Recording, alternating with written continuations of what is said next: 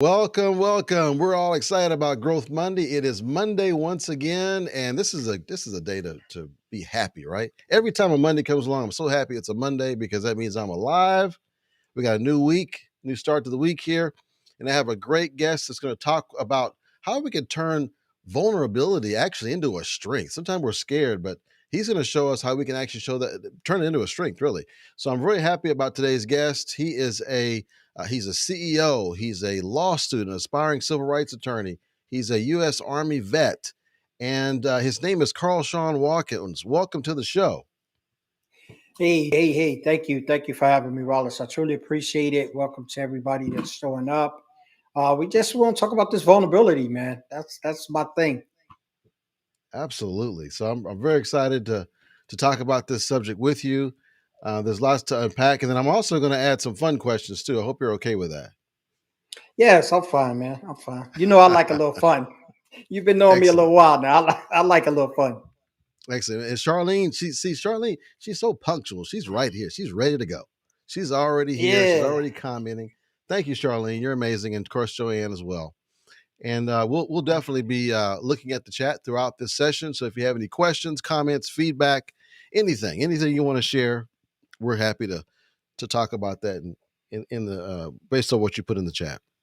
So just to kind of get us started here, there's a lot of people, including myself, that are somewhat scared of this whole vulnerability thing. You know, we want to show our best self, especially online. We want to show our best self in meetings. We want to show our best self with our staff.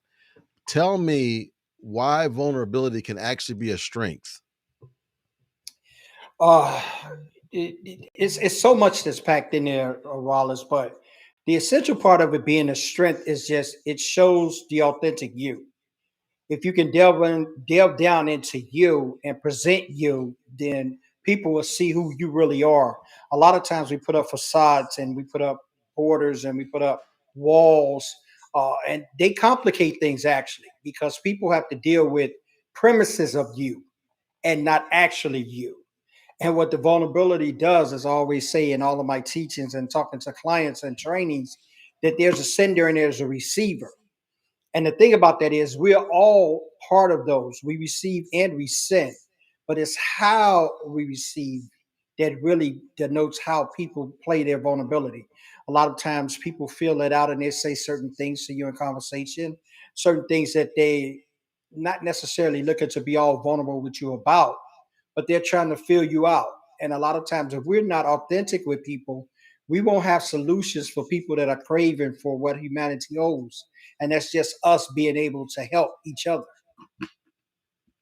Absolutely. Well, yeah, that helps to kind of set the stage. Nancy Ross, she says, great topic. So she's already appreciating this. So thank you, Nancy, for being here and commenting. What do you think is the biggest barrier that stops people from wanting to be vulnerable? What are some things that you've heard whenever you've interacted with clients? What are some, because I'm imagining some of those things you've heard are probably things that some of our audience members have heard or felt.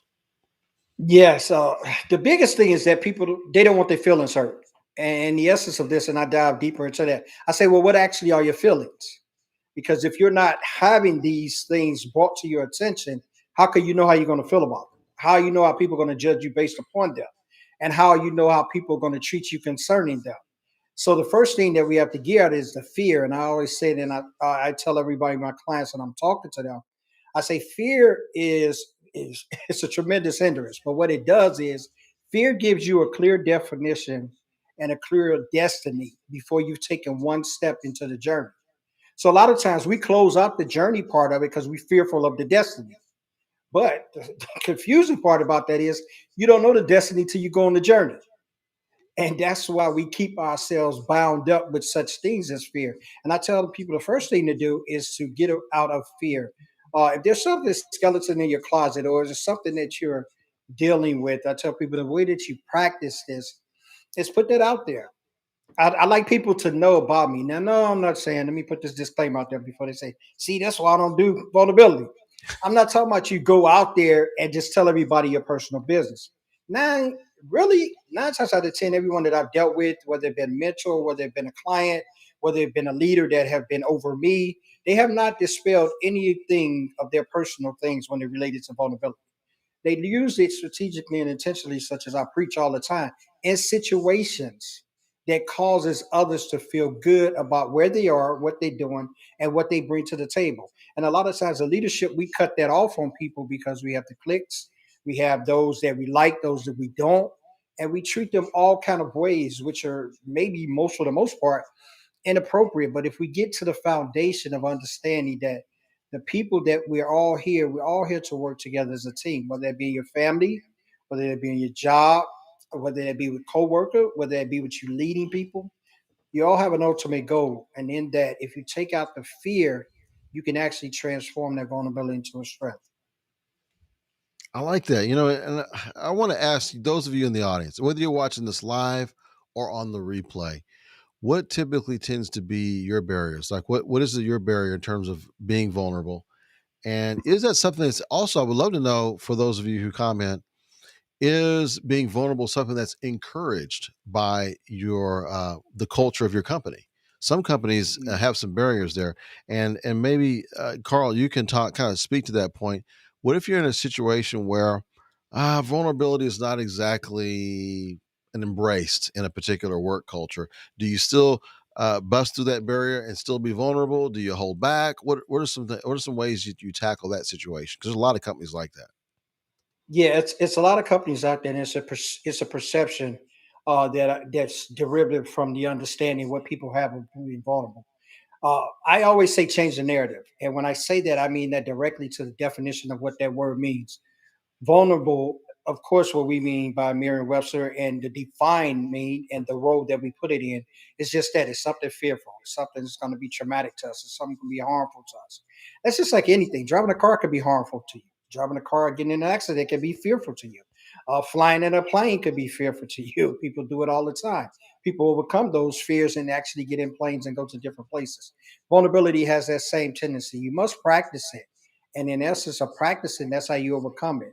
So when you're in these cultural environments, of which I've been in for over 25 years working in corporate, I've always stayed the case. I've always stayed the course. And in doing that, I created my own path because I was traditionally the same way over and over again. Because a lot of times we put that vulnerability out there, then when we get hurt, then we draw up.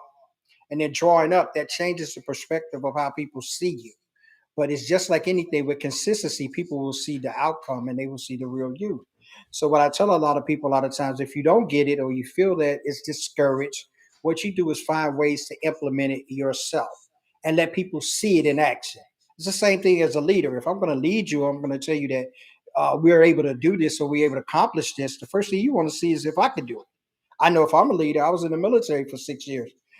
My drill sergeant hollered at me once we got to the point that we were on the same footing and I could talk back to him. I would tell him, okay, you know how to do it. Let's do it together. And that brings about those things that we lack so much in relationships, in corporate especially, is that relationship building to actually get results. We don't build relationships in corporate. We have everything dynamically set as CEO. It's on your desk, it's on your office, manager, it's placed up there, supervisors. And we get this disconnect because someone has put a title there. But the title comes with interaction, and that interaction comes with building relationships. And when you build those relationships, is that yes, I am a supervisor, I am higher than you, but we're a relationship together to get the job done. And I think we miss that part in leaders, especially. That's why I'm so keen on building the vulnerability in leadership because we have a dynamic role to play in bridging a gap for some of these people who's going to probably take our place. And if we're not educating them and we're not involving them and we're not growing them, how can they come up and leave when we're gone? How can they take over once we retire? And these are a lot of things that you have to think of from leadership perspective. Oh man, it makes a ton of sense. I love those points. Okay, so showing the real us. Okay, I have a little fun question aligned with that, and this is going to be outwardly. What's going to reflect your personality outwardly? Okay, so I'm going to ask you this, and we're going to get to Nancy's. Nancy's got some good comments here. All right, so would you rather, if you had to, always wear a belt of caution tape? That's the yellow tape with the caution in big bold black letters. Would you rather wear that, or always have to wear a small tree-shaped car air freshener as a necklace? I think I would if I had to choose, and definitely you asked me a question, so the choice is definitely mine. I have to choose the air freshener. I want to be inviting, and that's what vulnerability is. It's not something that I want to put and wear as a badge of you got to treat me with kid gloves, because it doesn't change the dynamic of who I am because I'm showing you my vulnerability. And this is the misconception as well, which we have to change. Vulnerability does not mean you're weak, and this is the tendencies that people seem to marry when they hear you talk about vulnerability. Oh man, you weak, man. You can't show this. No, vulnerability is furthest from the truth. You're actually stronger when you're able to incorporate vulnerability into your lifestyle. When you're able to show people vulnerability and your interactions and reactions show that they don't bother you. Those are the things that are considered strength. And we got it twisted. Corporate has it twisted, leadership has it twisted. And those who don't buy into this, they have it twisted. You're missing so much in life when you don't embrace your vulnerability. I mean, you miss the deep connections, you miss the relationships that grow, you miss just the innovation and development in work, you miss your voice when you can't be yourself and you can't voice what you feel, especially in the workplace. I don't think this is going good. I don't think we should be doing that. I don't think, and I mean, there's ways to do it.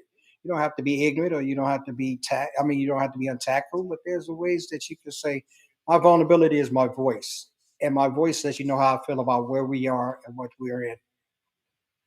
I like the point about that you made too about it's not that you have to be mean about it. You can still do it in a kind way and Yes. still show yourself at the same time. I love that because sometimes, and I hear it on this medium and other mediums that in order to be the real you and to let people know what you think, you just say whatever you want to say, however it hurts the person or not, Yeah. with the badge of honesty on it. So I like that point. Okay, I want to hit some points with Nancy Ross. She says, in some instances, it might be perceived as a weakness. I agree that it showcases the real you. So she likes that point that you made about that. By the way, too, Carl, I love the point you made about Hmm. how even if it's not embraced in your culture, just start Hmm. to show it, and that way they Yeah. can see the good effects of it. And then who knows, you may start a wave wherever you are. I love that. Nancy says, I agree in many instances. No, I said that already. That's actually Chantel Sims. She was saying she agreed with Nancy that she agrees in many instances it is perceived as a weakness. And that's what I feel. I've seen that with a lot of leaders that they feel like vulnerability is a weakness for sure. Charlene says, very true. She said they would be stuck. Oh, she said she likes the setup. Well, thank you, Charlene. Thank you. So I want to just go on this a little bit further about this. Leaders definitely feel it's a weakness. So I know you kind of touched on it already, but give me some more points and help convince me as to how I can show that it's actually a strength and not a weakness as a leader. Well, as a leader, what we have to take on, and I talk to some of my military people out there. As a leader, the misconception is that I can handle everything. It's farthest from the truth. And what we fail to realize is that people are smart. People aren't dumb. And when I say that, I don't mean it as simply as it sounds, but I want you to catch it simply as how I'm saying it. People understand what you are. So when you have that capability of being what you are, you're well more respected than. Though, yeah, you have Joe Bob, the one that's been a bully all his life, perceive you to be weak because you're vulnerable. But vulnerable doesn't open you up to those. It doesn't open you up to those falsities that you realize that you've heard your entire life. What it does is allows you as your own self to deal with those who don't understand. And this is where we as leaders, we can really captivate and cultivate our people like this. If we get an understanding of whatever you bring to the table, whether you're making 1,000 calls or maybe you're making it or you're closing hundreds of cases and Bobby is not available to do that or Bobby make 50 calls, what you get with the vulnerability is you show people their value and you're valuing what they bring to the table, not so much as the performance, not so much as their high monikers, because yes, we know it's the bottom line, and let's not get it twisted. It's all about business, it's all about the bottom line, it's all about the money. But it's also when you think about those bottom lines, who's doing that work? It's not the leaders. The leaders are getting the reports from those that are under them. So Right. who's doing the work? So for me to cultivate that work, I have to find a relationship that drives those under me. So you could say, okay, your weakness. How do you think you really looked at when you come into, and like you said, when you come into I'm the boss. I'm the boss. We all know that. Your name is on the door. Okay, so what is cultivating me beside a paycheck to want to give you my all at your corporation? The relationship. It's how you treat me. And in that, this is where we have to find our strength. And this is how we stand out. When you stand out like that and you take the stand just on those things that you think that you have, maybe your morals, your visions, your values, you stand on those, stand on being who you are. Because if you're not being vulnerable, you're not authentic. Let me repeat that. If you're not being vulnerable, you're not authentic. I don't care what facade you put up. I don't care how you deal with your people. I don't care how you have them to think to do what you want. Ask them secretly what's their thoughts pertaining to you. Ask them, do they feel comfortable with letting you know something about them? And yeah, we can get away with it because everybody uses it. Oh, well, you ain't work to do a job. Definitely so. That's definitely the reason I'm on the payroll. But I might work to do a better job if I understand that my leader understands that at home I got a 3-year-old that I might have to call out sometimes and work from home. Does that stop me from being a great employee? Absolutely not. But what that Right. does is encourage my development and that encourages those that work with me. Oh, we have a department here that will utilize everything at their disposal to make sure we are able to get the job done. And when you take those things into consideration, you'll have a lot more productivity at these companies instead of these people looking for ways to get out of their job. Or actually a lot of them, while you think you Right. got good leadership, they're on the sites looking to for other employments. You reminded me of something that I think Stephen Covey used to say. It's one thing to hire someone's back, but it's another thing to have their heart, right? So, you might be able to get their back, in other words, their work, but you're not Mhm. really going to get that full engagement until you do some of what you're saying, which I appreciate. You got lots of comments came in. Philip says hi. Well, hello, Philip. And oh, my longtime friend, Catherine Barner, she's here. She says, such a great conversation, guys. Wonderful to see you. Ross, my Fruit City friend. So, I'm from Orange, Texas, by the way, Carl. So that's why it's called the Fruit Orange, City. Texas. All right, Orange, Texas. Orange. I was down there in Dallas and Frisco a few weeks back, so I don't know how far that was from Orange, but I was. It's about maybe 5 or 6 hours, I guess, somewhere in there. Yeah. It's been a long time since I've Okay. driven from Orange to Dallas because I generally go from Houston to Dallas, which is about four Okay. hours, three and a half, something like Okay. that, depending on how much you stop. So by the way, it's the side point. How'd you like Texas? I enjoyed it. I'm going back again. They're going to have me back again. I think in April. I'm getting the Okay, details. I should get the details around the holiday time. But I'll be back in April, and I'm going to be there a little bit. I think I was there about 4 or 5 days this time. I'm going to do a 2 week because I have a lot of people on LinkedIn that's in Texas, and I really want to try to make some personal connections and get to see some of you guys. So I will be putting out my antlers for those who live in that area. Anyway, I'm not going to drive the whole state awesome. because Texas is big. It is. It is. It is big. So I want to hear from you in the comments. What have you observed in terms of vulnerability? Do you see that it's something where you see leaders somewhat hesitant to be vulnerable, or do you happen to have a leader that is a great example in this regard? I'd love to hear some feedback from you, what you're experiencing. And I have another fun question for Carl. Mhm. Are you ready, Carl? Yes, sir. Go ahead. Okay. Would you rather, starting from now, grow 1/2 inch every year or shrink 1/2 inch every year?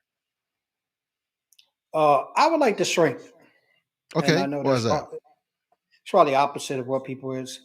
A shrink as a person, I'm always into decreasing and to let others increase. I'm a behind the scenes guy, and when I say that, just in the essence of taking credit, I don't have to take credit. If I see a plan move and I'm with that plan, or I'm working on that plan, I'm just as empowered as if I came up with the idea for that plan. And I think that is something that's a measurement of growth and maturity that comes with being involved with that. I don't think everyone can say that. And I'm not saying that I'm special because I've said that.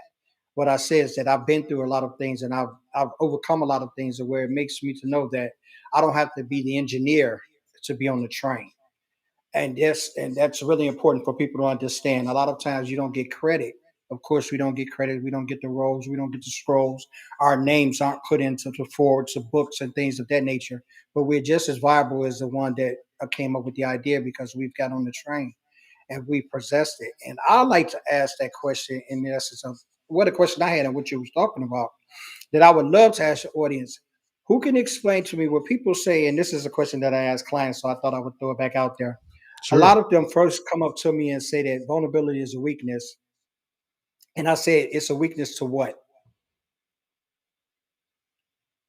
What is it a weakness to? Yeah, that's a good question. Ex- Explain it to, because people love to jump on that, and you have to watch it. And me being a dictionary guy, you got to watch it when people get the connotations of jumping on cliches words. And you say, "Oh yeah, man, vulnerability, weakness." And the first thing I say, it's a weakness to what? Compared to what? Yeah, I love that. I Yeah, love that. what So when you compare those two, and when you compare how real you being with yourself, put it in two hands. I say being vulnerable and not being vulnerable. So it's the same thing as you all the time you're working, you have a child, you provide for them, you care for them, and they're thinking you're a great father. Then at the end of the day, the FBI arrests you because you've been a drug dealer ever since they've been born, and this is how you've been providing for them. So you say, "Wow, that's a drastic, that's a drastic paradox to make." Now it's actions of one father who's saying that this is the way I took care of my kid, and I wasn't vulnerable enough to let him know this is what I did. But this is the way that you saw me as me taking care of my kid, and by me not telling you what I did, this is how you treated me. So delve into that a little bit. I know it may sound a little bit off keel, but it's a trueness in that, because a lot of times we look at people based upon what they show us, and that is not Yeah. them. So we have to see what them is, and what them is, and what you can show people who you are is be authentic, show up, be vulnerable in the things that bother you. If I prepare, I respect you more if I'm dealing with you and you tell me you got a problem with X, Y, and Z. Then Yeah, we absolutely. That work makes sense. together. Yeah, we work together for a period of time. And when I leave the job or I retire or go somewhere else, I find out that X, Y, and Z all the time. Me and you had a problem with it. You never said nothing to me about it. That hurts me. Mm, That hurts me more. So who's yeah, real then? yeah. And another thing too I've observed over the years is that and certain folks who get leadership positions, they feel Hmm. pressure to make sure I don't want to mess this thing up. I want to make sure Hmm. that let's say they're a minority, or whether it's a female in a traditionally male role, or that's been filled by males in the past in the company, or a minority person of color, whatever the case is. They're just like, look, I want to make sure I clear the path. I don't want to mess anything up. There's a tendency, I've seen it, not to show weakness, not to admit when we're wrong, because we don't want to end up making it a short stint in that role.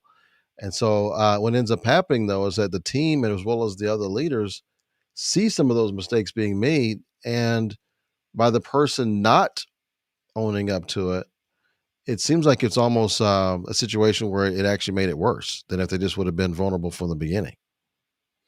And What are then your so thoughts on that? I actually agree. You bring up a very good scenario, which we all have went through. Look at me, African American man, born up in the streets of Chicago, came from a rough area, did some things that I was not proud of. Now, flip that. I'm a law student now, working in law firm, working in legal firm. I have my own business, and I'm doing things that's making impacts. So what you begin is not what you always end. So when you look at that and say, yes, I made those respect. See, it's all about the respect to me, and it goes back to that. And I guess it's the way that I was raised and the way that I was brought up. Uh, yes, I've been in areas and I've been in places. So I don't come from a place where, oh, I haven't experienced this. So how are you talking as strongly as you have? Yes, I've been in a place where I've trained four people to take my position. I was qualified more than those four, but I trained them and they became higher than me. Did I have a problem with that? Absolutely. I would be a fool to say I didn't. But what I took from that was that it's going to take a little bit more to get where I want to go.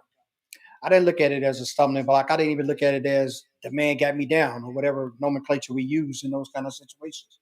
But what I looked at it was an opportunity for me to grow, mature, and I looked at it as opportunity for what I needed to look for once I'm in a leadership position to see those who fell short and what can help them move forward in. And this is what we don't look at when we see a person that's in leadership. Oh, you had that. Oh man, I don't want to mess up, man, because it's like it took me forever to get here. Okay, so you're going to continually have a debacle. You're going to have those that you lead continually understand that you don't really know what you're doing. So, or are you going to come to the forefront and say, no, I'm able to lead these people, but these things right here, I'm not as good as you guys.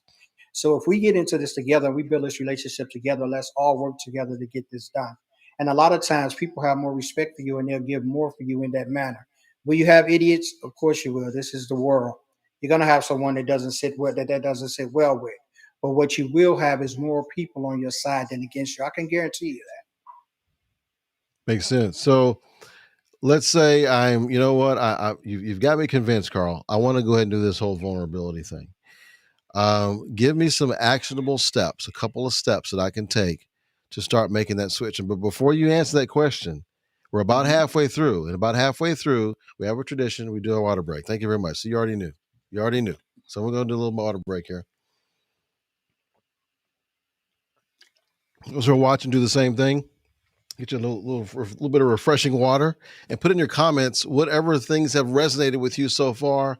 Any questions, any comments you have, feel free to put them in the chat. Let us even know where you're signing in from. I'd love to hear that too as well. Okay, so Carl, give me some actionable steps. What can I do next? What's the first step if I want to make this shift to vulnerability? Change your mindset. Change what you understand vulnerable to mean. And when I say that, not to what it may mean to you, because you may understand what I'm saying. Vulnerability may resonate with you, and it's something that you may want to do. But what you have to do in changing the mindset, you have to change the reactions to it, how you're going to change. And in that, you're going to change how you are. And that's how you're going to receive people and how you're going to take things that's done to you. So in the action of that, you have to be the bigger person. It's all these, and the things that's funny about this, Rollis, these are all things that you was taught of as a child. Share, be nice, be kind. It's nothing new here. No new rules. It's the same thing that you was actually taught as a kid. You're going to actually start putting those things on display where people can tell that it's a difference in you. This is what brings you the attention. This is what brings the change. When someone see that you're different, they want to know why you're different. And when That's you're true. different and you're showing you different, then you have an opportunity to show why you're different. And this is why it works for me. When I came on and I started my business, I said, oh man, there's millions and zillions of consultants. I did not see any one of them lead with vulnerability. None. Mm, None. And people say, well, it's Brene Brown. Brene Brown is not a consultant. She's a professor that teaches and researches. She is not a consultant. And that was not her thing. Her thing was to bring you to an education point of vulnerability and how good it was for you. My point is to let you know we've passed the education part. It's time to start enacting what you've yes. learned concerning vulnerability. And this is why I decided to go the way that I go. And not only that, it's a lifestyle. Vulnerability is not nothing I can turn on today and tomorrow. All of us have it. So I must live this way in order for it to be comfortable for me. And then when it's comfortable for me, I can show you how to be uncomfortable in living in it. Love That's the that. first thing. That's the first Okay, step. that's first Yes. step is to really just know what that means, not just from your own Mhm. perspective, but to find out more to make sure you're fully understanding what vulnerability means. And Mhm. Charlene says, she said, laugh out loud from what we said earlier. And then she said, tell them. Okay, so give me the second step. So I know, let's say I know what it means now. I've done my research. I know what Mhm. vulnerability means. What should I do next? Next, you're going to break bad habits. You're going to start doing things differently. That's what you're going to do. You're going to stop playing the role of victim. You're going to stop saying, oh, I'm not going to let people know certain things about me because I don't know what they. The funny thing about it is we are guided so much on what people think about us. That has nothing to True, do with us. It true. has nothing to do with us. How I think about you has nothing to do with the kind of person that you are. How I think about the mistake that you made doesn't denote who you will be. But we Right. put so much weight on that. Even I mean the simplicity of things. That's what I say when you go about that fear. That fear has you as a destination and you haven't even stepped foot in the journey. But fear already has you saying that I'm going to fail. But how can you say you're going to fail if you haven't even walked in the journey? So this is what we have to do. We have to break bad habits. We have to break the cycle of saying that, oh, I don't know what Jim at work going to say about me if I tell him I'm vulnerable. I don't know what Susie going to say about my work performance if I told her that is something I couldn't understand. Well, I tell you what, bring that back to Susie because she's a supervisor. Have her do her real job and explain it to you. Then you'll get strength and power in being able to complete the mission. A lot of times we have to put this onus on other people and take it off ourselves because we are who we are. And if we stand up and who we stand up is, you'll be respected for it. Can you imagine what Martin Luther King said when he said he was going to be nonviolent in a world that caught up with just beating you down? You imagine the strength it took for him to do that? But he made a difference. And no, I'm not comparing anyone to be Martin Luther King, but I'm just taking the aspect of the journey. He stood and he took a stand And though that may have cost him his life, it may not cost you yours. You may have cost you your job. It may cost you another place to go look. But you should feel empowered about who you took that stand for, which was you. Yeah, it makes That's sense. Chantel Sims, she says, I am situationally vulnerable. I'm completely vulnerable mhm. with my staff, however, less vulnerable with peers and people above me. I would love to be vulnerable with everyone. However, it doesn't feel safe in some environments. What are your thoughts on that? And it's absolutely true, Chantel. It doesn't feel safe, but what you have over most people is that your vulnerability with your staff, and what that has created is a safe zone and a psychologically safe space for you guys to work, and that's very much important. And what they will see, what production will provide for you creating that, is what the hierarchy will see. Something's different about your department. And in the essence of that, that glow, what we fail to realize is that when we create a glow, it's attractive to everyone. So once we have this glow, everyone wants to know how we got it. So that gives you the pristine opportunity to be vulnerable with the upper management, because they're going to ask questions as to how you get everybody to hold, how you get everybody to play so well, how you get everybody to work as a symphony, how do you, and then when those questions arise, that gives you the greatest opportunity to put your vulnerability in test and say, this is what we do. This is how I lead. This is what they understand. This is how we do in this department, and watch it grow from there. I like that. That's very good. Okay, and then Charlene Brown, Chantel, let us know what you think of those comments from Carl about your comment. Charlene says, "Tell the folks the difference, Carl." And then she says, "Very, very true. We cannot continue to focus on how others feel about us. That stops us. That fear needs to be pushed aside," which is very good. And then Philip says, "Focus on self. Your inner circle will be there to support you." And so, before I move on to Nancy, Nancy got a great comment too. Any thoughts Mhm. on what I just read? No, as far as telling the difference that we have to really realize is that the weakness and vulnerability are not synonymous, and they don't mean the same thing. So if we take that out of our understanding of what the word truly means, we'll be able to better dissect what it means in us living in that. And it's just living in your truth. And living in your truth is not being ignorant, it's not being belligerent, it's not being real. Because I know we love to play that. I'm just being real. I'm just speaking real. And being real has nothing to do with being vulnerable. Those two are not the same. And that is our understanding of what words mean. Wallace, we tend to marry these thoughts together to create what we think is the definition of. And when we look at it, I love what Chantel said with that. That is really, that's really impactful to me, because she's cultivating a culture that's really going to be needed now and from to the end. Actually, it's really going to be needed. And if these companies and these corporations want to continue to have these employees to do the kind of things they do, or to be there for them, then they're going to have these psychological safe space for people to say, okay, I'm not feeling it today. Let me work over here by myself. And what's wrong with that? Like I pose a question. What's wrong with that? If you're the boss and you come in, I give this and I'll move along. I once talked to a client and he was the CEO and he had his name on the building. And he came in one day and he slammed the door. He had a rough ride at work. Somebody cut him off at work. So he came in, he slammed the door, went into his office. Okay. I said, well, what became of that? And he said, nothing. I just was mad and I just want to show it. I said, but you know what you did? And I put this out to his members. I said, when you walk past the receptionist, you didn't acknowledge her. So therefore, you disrupted her day. When you slammed the door, the other ones heard that. And now you disrupted the productivity that was going on before you got there. And all because you got ran off the road almost when you got there. And I say, now look at how the tension has changed and the atmosphere has shifted in your place of employment. I say, the wiser thing would have Mm. been, I said, this comes from a leader perspective. Yes, your name's still in the door. No one changed that. But this comes from a leadership perspective. I come in, I say I'm the CEO. I come in with the same thing happened to me. First thing I do is I stop at the secretary desk. Joan, I just use Joan for the sake of using it. Yeah, I had a rough ride to work this morning. Hold all my calls for a couple minutes. Let me go here, take a couple of deep breaths, and I'll be back out to handle everything that we got going on for the day. Oh my man, do you know how that makes you look? Like Joan right now, she's got the greatest respect for you, because first of all, you've been vulnerable with Joan. You've let Joan know something that Joan had no idea had happened. Not only that, you gave Joan a safe space to know that when she has a problem, it'll be okay with sharing that with you.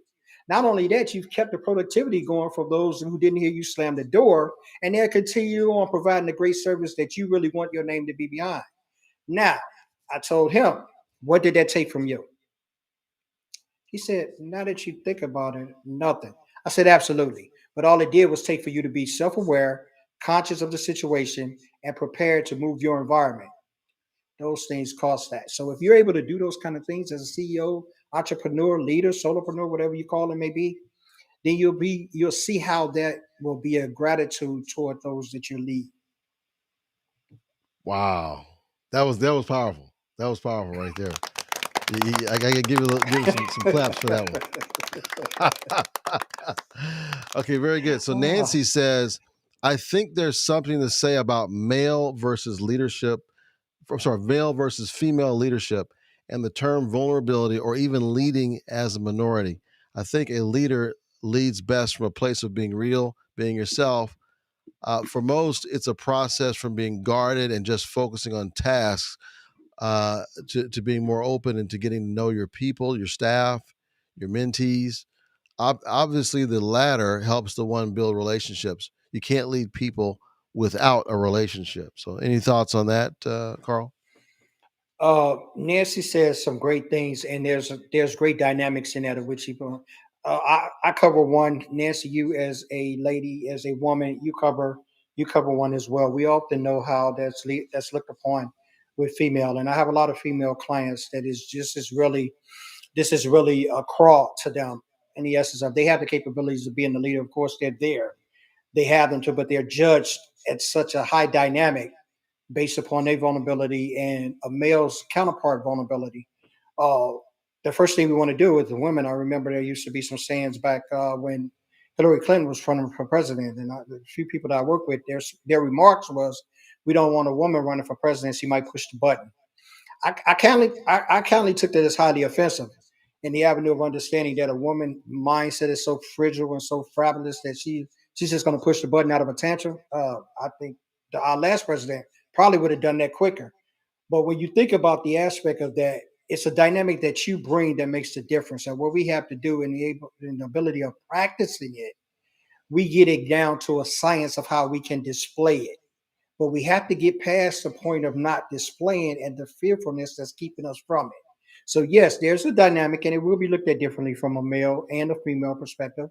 It will be looked at differently if you're a female and if you're a minority, because that's another notch in the belt that takes a look at it. But once you get it down to a practice and a science, people will realize that's you and it's not somebody you're trying to be. And see, that's what really gives us the credibility. That's what gives us all that. When we want to be a credibility in our field or we want to be a standing in, we do consistent things where people will recognize that that's who we are. And then when people recognize that's who we are, they understand that we have that knowledge up here that denotes that. So when you're in the office setting and you're in those settings, stay consistent in who you are. Don't stray from that, because straying from that is twofold when you're a minority and you're a woman. It gives other people too much ammunition to say things about you. But if you're consistent in it, and if I come in and you're like this with Joe, you're like this with Jim, you're like this with Bobby, you're like this with Susan, that's you. I've identified that that's you, and that's who I have to work with. So we have to make sure that we do our part in that and be consistent in what we do, what we say, how we lead, how we defend, and how we operate and how we manage. When people see that consistency, then your credibility is built. Absolutely. So, Chantel, she says, love that, Carl. She said, thanks. And Charlene, she was agreeing as well. And she said something so simple. So appreciate that. You're making some pretty tough concepts. You're actually making it more simple, which I appreciate that.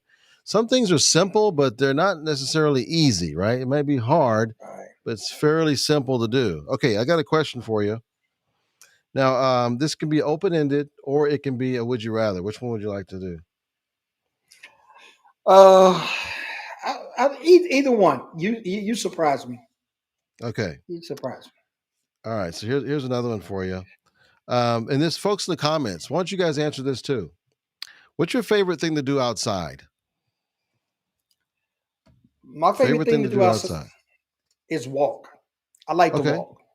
Awesome. I'm a walker. Why Uh, is that? it, Why it, do you enjoy walking? Walking, first and foremost, besides the exercise point of it, walking frees my mind. When I'm walking, I have nothing on my mind. A lot of times I normally would do it with music, but I've learned over the past few months, I even done it with music because music become a distraction. It doesn't allow me to get into the vibe of while I'm walking. But when I'm walking, I'm in tune with nature and with God, my creator. I'm noticing the trees. I'm hearing the wind. I'm listening to the birds. I'm noticing some of the things that we don't take for granted that we do take for granted as people in every day. I'm noticing the grass. I'm noticing those kinds of things that you don't take into consideration when you're leaving the house going to work. Because the first thing we want to do is get coffee and get out the traffic jam. So we haven't taken in the journey. And that's what walking does for me. It allows me to take in the journey, to see that there's things greater than I am, to get my imagination flowing. Wow, I wonder how that bird is eating. Yeah, yeah, I'm kind of corny like that. I say those kind of things. I wonder how that bird is eating. Oh, I see a cat. I see a cat running across, or I see as I'm continuously trying to fight with this groundhog in my backyard. I'm wondering where does he go when he go down in that hole. Like it gives me an opportunity on the serious side. It gives me an opportunity to be one with creation, to be one with my creator, and to be grateful and thankful. So a lot of times Yeah. we miss that. Yeah. I agree. Another thing too I like about walking in particular, is that you get a chance to see the same surroundings differently, because when you drive, you're going so Mhm. fast that you're not noticing a lot of things. But if you take even your own neighborhood, if you just walk it instead of just driving it, you see so many different things you didn't see before. That's one of the things I enjoy, just a different perspective that I have. Absolutely. So Joanne says, "Wow, I love that, Carl." So guys in the comments, Right. what's your favorite thing to do outside? I'd love to hear that. Charlene says I do that sometimes too. Okay, I'm gonna follow up with this would you rather question, and I want you to give us a final step or two on I shouldn't say final because there is no final, but the next step or Mhm. two we should take, with having that vulnerability. But before we do that, would you rather? This is another tough one here. Would you rather live? Would you rather lose your memory or your vision? If you had to pick one, or we could reverse that. Which one would you most want to keep? Your memory or your vision? We'll say it that way. Those in the comments, let us know what you think. Memory or vision? Which one's more important to you? Um, the easy way I would be to keep the vision because I don't think anyone wants to be blind by choice. But I would say the opposite. I want to keep my memory. I want to keep my memory because I can always visualize my memory. I can always visualize that because I've saw that. It's embedded in there, and I can always revisit that. So I would rather keep my memory than to not have any memories and be able to see. And I know a lot of people would say their first thing about, oh, I can create new memories. I don't want to create new memories on that. I don't create new memories with this. But what I say, I enjoy the ones I've already created. So I want to keep my memory, and I envision those memories over and over again without sight. Okay, so I have a follow up question to that. What if I Hmm. gave you the opportunity to spend the next year having the most enjoyable, amazing experience ever? Okay, just one experience after another over the next year. But at the end Hmm. of the year, you would not have any memory of it. Would you do it? No, it's mute. It's mute to me. If I can't remember this fantastic year, why would I go through with it? I mean, yes, it would be so. And you know what? This has been 2020 through, I'd say about the middle of 2020 to about, been a little bit over a year now. This has been one of the most fascinating years that I've had. And when I say that, I don't mean financially. I don't mean all the things that you would really think about as maybe a business owner or a person that's in business. But what I'm saying that it is both pain, it is both joy, perspective. Um, it is about memories. It is about loss. It is about hurt. It is about so many things that have created in me a maturation process that I wouldn't change for the world. And when I say that, I'm not saying it on this grand stage, but I'm just saying it has this from the middle of the 2020 up until this present time. I'll go a little further than a year. It has brought me so much to understand about me that I wouldn't change this year, even with all the losses I've had. Because I've lost about 14 family members to COVID. I've had a lot of What? losses and a lot of hurt and a lot of pain. But this year has taught me, Carl, so much about me that I wouldn't change it for the world. Wow, that's powerful. 14 people. Whew. Yes. That's a COVID, lot. COVID is real. I don't want to get on the vax and the unvax and the non-vax. So however you feel about it, but COVID I'm is vaccinated real. and I take all the precautions. I'm vaccinated. I still wear my mask. I stay socially distant. I do not want to get Yeah. COVID. I don't want to have a COVID story. Yes, I had COVID, so I've had it, and it's taking some ones. It's taking some ones that's very close to me, including my brother.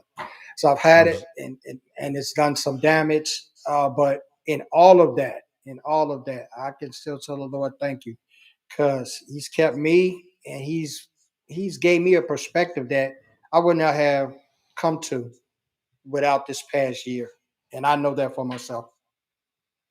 Well, that's powerful. And so, what you're able to do, at least in the moment here on earth, Mhm. is to be able to carry on some of those positive memories you had with your brother. And you can live on with those memories and maybe share them with others and those sort of things. But definitely condolences and sorry for the loss of your brother and the other 13 people who you lost. So, definitely Yes. sorry to hear about that. Um, Charlene says, "I love being by the ocean or most bodies of water and just taking in nature. Not always excited about Mother Nature's crawlies, but I but I try to get past those." And Chantel says memory. She's going to go with memory. Mhm. And Charlene says memory. So they agree with you on that.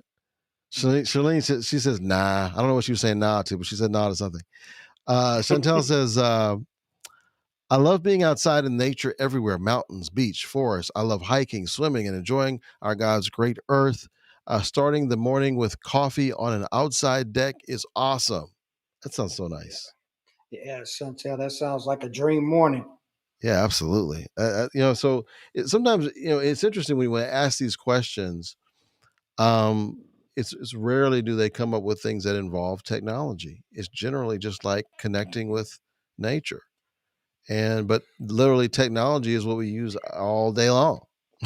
So I mean, I use it all. I mean, I get these That's reports true. once a week. It's like, you looked at your phone X amount of hours per day. I guess I'll be Yeah, vulnerable. It said like 5, 6 hours, 7, 8 hours a day. I was like, what? Did I look at my phone that yeah, much? it's a I lot. I guess had to so. turn that off. I had to turn that off in the beginning of the pandemic because I just couldn't believe the numbers that I sat Yeah, on because I use my computer for work. I use it for school. I use it for my business. So I can easily sit in front of this Mac 12, 13 hours a day and really don't even feel like it. I just go from one task to another. yeah, But it comes to that point where I remember you saying something that was very powerful that I really took to heart when you mentioned it. And you said you started scheduling lunches. And mm, when I first heard you say that of course, just hearing it off the bat, it sounds silly. And then I went a week and I just watched what I did for that week. And I was like, yo, he's totally right. Because I think out of that 5 days that I spent all that time, I think I may have ate lunch maybe once or twice. Only thing I had on a consistent basis was a cup of coffee and a bottle of water. And I didn't come away from the screen. And I said, oh man, Wallace was up to something. So now I scheduled lunch. I scheduled it before our show. okay, it's awesome. And I have I'm my glad. lunch. So hey, I take and look, I take what I hear. It's a lot of good advice. Look, I'll say this, and then we're gonna move on. It's a lot of good advice that people are giving on this LinkedIn. And regardless of whether you take it in, you apply it or do it, it's such as anything that you've learned, such as anything that you've been taught. If you don't, there's no application, there's no development or growth from what you've heard. And in Yeah, essence of that, something so slight I heard, I took it to heart in the essence of checking myself and taking inventory. And once I saw that, you know what, he has a point here because I was not getting anything to eat. I always wondering why I was having headaches, and a lot of that was attributed to sitting in front of this computer, drinking coffee or water, not putting nourishment in my body, or not even taking away screen time to just go walk. And you yeah, see, sometimes if you just do the simple things that people really give you the answers to, but we so smart, we so It has to be that aha thing for us to pay attention, and it really does it. So I And appreciate you for giving me that, man. I'm glad to do it, but I can tell you I'm still working on that, right? But one of the things I did notice is that because I wasn't scheduling it, people were Mhm. scheduling appointments during my lunch hour. Okay. And next thing I know, I can't eat lunch because I got too many appointments one after another. And so there's still days when my wife is, Ross, have you eaten yet? Have you eaten yet? Because I'll forget to eat, even though I even got that hour. I have a whole hour allotted for lunch. But you know who I learned that from? Mhm. Lou Adler. I was trying to schedule him to go on the show one day. And he's got 1.3 million followers on LinkedIn. He's a big time recruiter. I've watched him for years, decades. Anyway, he says, I can't do a show at that time because the time that I was going to have the show at 2:00 is actually his lunch that he spends with his wife. He's Okay. like, that's non negotiable. So we're going to have to figure another time for the show. So Oh wow. I moved my show for him. But Okay. that's where I got that. I was like, you know what? He's right, though. Because if we don't schedule time for ourselves to do certain things, Mhm. other people are going to encroach on it. Not knowingly Yeah. or unknowingly, they're going to encroach on it. So Absolutely. I And appreciate that. I tell you what, I cannot believe how quickly this hour has passed. Give us yes. your last tips you want to share with us before we let folks go. And before you do that, let me just quickly cover these last couple of comments that came in. Oh, Mhm. Charlene said, nah to living the best year ever, but not to remember it. She doesn't want to do that. She's like you. Yeah. I Where don't want to remember. But see, I value experiences, so I'll just like, you know what, I'll do it. I'll have those amazing experiences, and I'll remember it throughout the year, and maybe I'll make some notes to myself or something so I could perhaps at least have something, take lots of pictures. See, I um, answered your question in the open endedness of just giving you an answer then and what I thought would be best. I didn't answer it on the basis no, of but having some it's preparation. good because you Yeah. showed what you value. You value Right. memories. You value being able to collect those memories and hold on to them and store them. And there's a lot of people Mhm. who I would say almost half the people I ask, they say memories, if not more. Okay. Okay. Chantel says, so true. She said, I try to put my phone away on the weekends. Woo. Wow. Good for you, That's a good Chantel. one, Chantel. Yes. Shouts Okay, out to go for it. you. So take it away. What give us your last tip or two, and then also how our audience should contact you. The last tip, and I'll put them together to you in 4 steps. This is a prelude to my vulnerability toolbox toolkit course. And one is the introduction to vulnerability, which we discussed. After that introduction is made and you get an understanding of what vulnerability is, then there becomes a breaking of the bad habits, which is step two. And after you start incorporating breaking those bad habits, then I'll bring you to step three, which is moving forward. Let's find the things that can move us forward. And moving forward is just simply practicing the vulnerability and again your understanding of it. And after that becomes the greatest of all, the breakthrough. And the breakthrough is continuous. It's not nothing that happens right now, immediately, or down the road. It's a continuous process that you break through. If it's not barriers within you, it's barriers within your office, your corporation, it's barriers within your circle, your family. Breakthrough continues, and that's what's the great thing about it. So when you put those 4 steps into process, then you just really much have the vulnerability toolkit. So I can show you how to do that. Ask me how. CarlShawnWatkins.com is the website where you can reach me on. I'm also a big avid fan of LinkedIn. I love diving in and making new networks and connections. Carl S. Watkins 1 and LinkedIn, and that's where you can find me. I also have Instagram and I also have Facebook, but I'm not on there as much. Carl Sean Watkins Consulting is for both of them. So you can come and see some of the things that I put out and some of the stuff that I resonate with. And my biggest question, which I ask everybody, what is your relationship with your vulnerability? That's it. Love that. And we do have your website. In fact, it's on the screen right now. CarlShawnWatkins.com. Appreciate you being on Absolutely. today. We do Give a have you shout out to tagged my to website queen. My website queen, that's right, website queen, Charlene. Charlene. Charlene Website made my queen, Charlene. website. Yes.